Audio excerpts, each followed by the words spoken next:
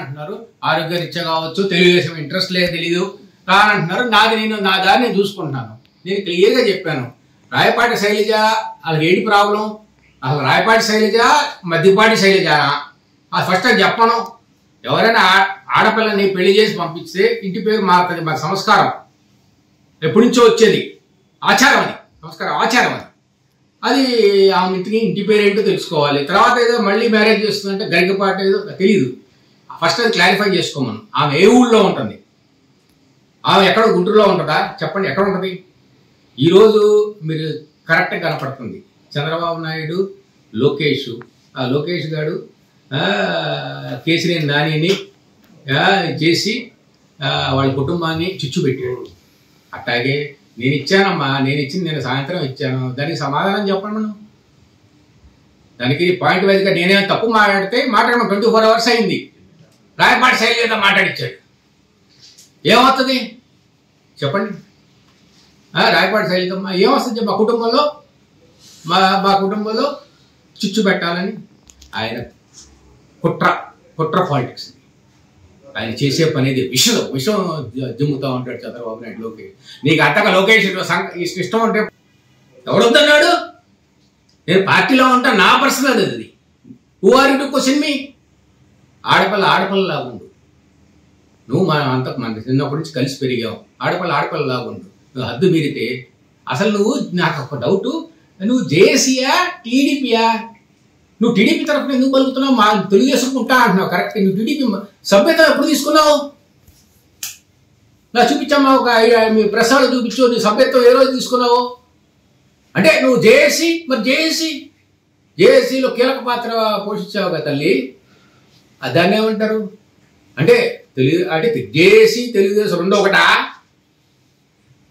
డోలెత్తుకున్నాడు చంద్రబాబు నాయుడు డోలెత్తుకొని వెళ్ళాడు అందరి దగ్గరికి. ఇక్కడి నుంచి బయలుదేరి తిరుపతి దాకా ప్రజలు బ్రహ్మరాధం. ఒంట్లో గాజులు తీశారు, కమ్మలు తీశారు. అవన్నీ ఏమైనాయి? ఎంత వచ్చినాయి డబ్బులు? ఎంత వాడారు? ఎక్కడ పోతే అక్కడ ఫ్రీ భోజనాలు పెట్టారు. మీ ఖర్చు ఏమి లేదు. డబ్బులు ఎంత వచ్చినాయి? నాకు చెప్పక్కర్లేదమ్మా, ప్రజలకు తెలియాలి. అమరావతి పేరున మీరు ఎంత దోసుకున్నారు? ఆ ఫండ్స్ ఎట్లా యూటిలైజేషన్ అయింది? ఎవరెవరికి ఇచ్చారు? ముందలది బయట పెట్టావమ్మా. మీ అన్న గురించి నువ్వు మాట్లాడకపోతే ఎవరికేం వచ్చేది లేదు. నువ్వు పార్టీ తెలుగుదేశం ఎంత లాగుదామన్నా అది చాలా చిన్నగా అది పడిపోయే బండి, మునిగిపోయే పడవ. నువ్వేంటి మాట్లాడతావు? గౌరవం నిలబెట్టుకో. ఈ లెక్కలన్నీ చూపించు. అసలు ఇన్కమ్ ట్యాక్స్ వాళ్ళకి ఇవ్వాలి కంప్లైంట్. ఈ డబ్బులు ఏం చేశారో మళ్ళీ పర్సనల్ అకౌంట్ స్టేట్మెంట్ పెట్టమను, బ్యాంక్ స్టేట్మెంట్ పెట్టమను, జేఏసీ బ్యాంక్ స్టేట్మెంట్ ఎంతో చిన్న మొత్తం పెట్టమను. ఆ డబ్బులన్నీ ఎక్కడ వేసారు? ఎవరి డిపాజిట్? నిజంగా కనుక వాళ్ళ బుక్స్ ఆఫ్ అకౌంట్స్ లో ఫలానా వ్యక్తి ఇంత ఇచ్చారని రాయలేదంటే అది చట్ట ప్రకారం నేరం. అది తెలియదు వాళ్ళకి. ఏం చేయాలి? మా చంద్రబాబు నాయుడు చూసుకుంటాడండి. ఏం చూసుకుంటాడు? ఆయనకే దిక్కులేదు. ఇది ఒక ఉదాహరణ అంటే ఎగ్జాంపుల్. ఈ తెలుగుదేశం పార్టీ ఇట్లా కుటుంబ సభ్యుల మధ్యలో చిచ్చు పెట్టడం, ఇది వాళ్ళకి ప్రతి ఒక్క కుటుంబంలో చేయడం. ఆ అమ్మాయి ఎక్కడో మ్యారేజ్ చేసుకుందంట, ఎక్కడో ఉంటుంది. ఆ అమ్మాయి బయటకు వచ్చి ఆ అమ్మాయితో మాట్లాడి ఏమైంది? నేను ఒక ఒంటరి వాడిని చెబుతున్నా. నీ తెలుగుదేశం పార్టీలో ఉన్నా లేదా ఆమెకెందుకు అంత ఇంట్రెస్ట్? ఎందుకు? జనం పిచ్చోడు కాదు. నువ్వు చెప్పే ప్రతి మాట ప్రతి ఒక్కరు అబ్జర్వ్ చేస్తాను. గుర్తుపెట్టుకో, ఒళ్ళు దగ్గర పెట్టుకోను.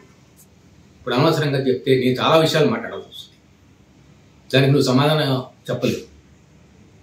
నువ్వు మా సిస్టరు, మేము అంత కలిసి పెరిగాం, అంత గౌరవంగా ఉన్నాం. మనం కుటుంబం బదారపడకూడదు. గుర్తుపెట్టుకో. బదారపడితే ఎవరికి నష్టం? జనం హీహే నవ్వుతారు. ఏమొస్తుంది చెప్పు? నాకేమైనా వస్తుందా? నీకేమైనా వస్తుందా? అట్లని నీ నోరుందని లోకేష్ చెప్పాడు నీ ఎటపడతాను బాగుతావా?